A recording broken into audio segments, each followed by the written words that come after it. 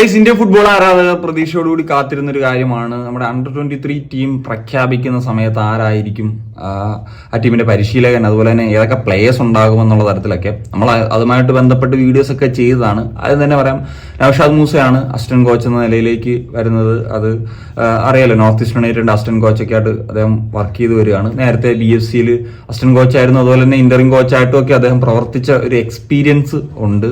ഏതായാലും ഈ ഒരു സ്ക്വാഡിലേക്ക് വരുമ്പോൾ ഞാനിങ്ങനെ ഓരോ പ്ലേയേഴ്സിന്റെ പേരെടുത്ത് പറഞ്ഞിട്ട് ഇത് കാണിക്കുന്നില്ല, ഞാൻ സൈഡിൽ വേണേൽ കാണിക്കാം. അപ്പോൾ നിങ്ങൾക്ക് നോക്കിയിട്ട് ആ ഒരു ഇത് വരാം. ഞാൻ പ്രധാനമായിട്ട് ഇതിൽ പറയാൻ നോക്കുന്നത് വലിയ തരത്തിലുള്ള ഒരു പരാതി പറയാനുള്ള ഒരു സെലക്ഷൻ ഒന്നും ഇല്ല.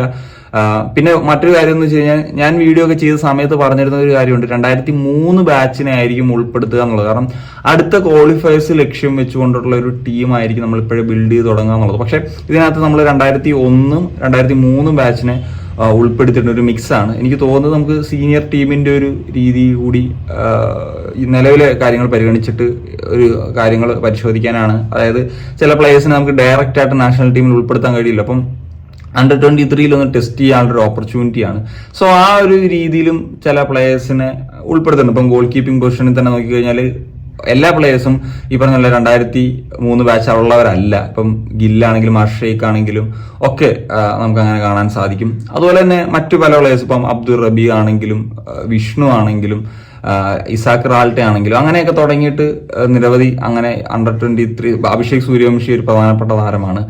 ഈ പറഞ്ഞ പോലെ 2001 ബാച്ചൊക്കെ വരുന്ന പ്ലേയേഴ്സ് ആണ് എന്നുള്ളതാണ്. എനിക്ക് എടുക്കാത്തതിലൊരു വിഷമം തോന്നിയിട്ടുള്ള ചില പ്ലേയേഴ്സ് ഏതൊക്കെയെന്ന് ചോദിച്ചു കഴിഞ്ഞാൽ, ഒന്ന് ഡേവിഡ് എന്ന് പറഞ്ഞിട്ട് മുഹമ്മദന്റെ ഒരു പ്ലെയർ ആണ്. അദ്ദേഹം 2001 ബാച്ചാണ്.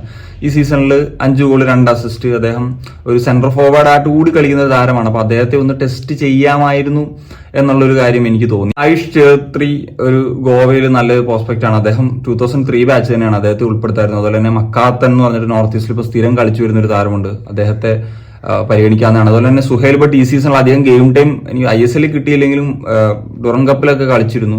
അദ്ദേഹം പറഞ്ഞതുപോലെ അടുത്ത നമുക്കൊരു ഫ്യൂച്ചർ അണ്ടർ-23 എന്ന നിലയിലും പരിഗണിക്കാവുന്ന ഒരു താരമാണ്. അപ്പം ഇവരെയൊക്കെ ഉൾപ്പെടുത്താമായിരുന്നു എന്നുള്ളതാണ് എൻ്റെ ഒരു പേഴ്സണൽ ആയിട്ടുള്ള ഒരു തോന്നൽ. അതുപോലെ അസർ, ഓഫ് കോഴ്സ് അദ്ദേഹവും നന്നായിട്ട് ISL പെർഫോം ചെയ്യുന്നൊരു താരമാണ്. പിന്നെ ഗോൾ കീപ്പേഴ്സിനെ ഒരു ലിസ്റ്റിലേക്ക് വരുമ്പോൾ ഏതെങ്കിലും ഒരു പ്ലെയറെങ്കിലും ഒരു 2003 ബാച്ചിൽ നിന്ന് ഉൾപ്പെടുത്താമായിരുന്നു എനിക്ക് തോന്നി. അത് ദീപേഷ് ചൗഹാൻ ആണ് അതിലുള്ള ഒരു ഓപ്ഷൻ. നോർത്ത് ഈസ്റ്റ് യുണൈറ്റഡിന്റെ ഒരു സെക്കൻഡ് ചോയ്സ് ഗോൾ കീപ്പർ എന്ന നിലയിൽ മത്സരങ്ങളൊക്കെ തന്നെ കളിച്ചിട്ടുള്ള ഒരു താരമാണ് അദ്ദേഹം. അതുപോലെ സനദോയ് മീത്തെ എന്ന് പറഞ്ഞിട്ടുള്ള ഒരു I-League 3 കളിച്ചിട്ടുള്ള ഒരു പ്ലെയർ ഉൾപ്പെടുത്തിയിട്ടുണ്ട്. അതുപോലെ തന്നെ സമീർ മുമു എന്ന് പറഞ്ഞിട്ട് ആർമി റെഡിലൊക്കെ മറ്റോ കളിക്കുന്ന ഒരു ഡിപ്പാർട്ട്മെന്റ് സൈഡിൽ നിന്ന് ഒരു ടീം പ്ലെയർ ഉൾപ്പെടുത്തിയിട്ടുണ്ട്. ഇവര് നോക്കുവാണെങ്കിലും 2003 ബാച്ചൊന്നും അല്ല, അത് ഈ താഴെ മേളിലുള്ളവരാണ്, 2001 ഒക്കെ ജനിച്ചിട്ടുള്ള ആളുകളാണ്. അപ്പം അത് ഏത് പെർഫോമൻസിന്റെ ബേസിസിലാണ് ആഡ് ചെയ്തതെന്നുള്ളത് എനിക്കറിയത്തില്ല. ഞാൻ അങ്ങനെ അവരുടെ പെർഫോമൻസ് കണ്ടിട്ടുമില്ല. സോ ആസ് എ കോച്ച് എന്ന നിലയിൽ ചിലപ്പോൾ നൗഷാദ് മൂസ അത് വിലയിരുത്തിയിട്ടുണ്ടാകും.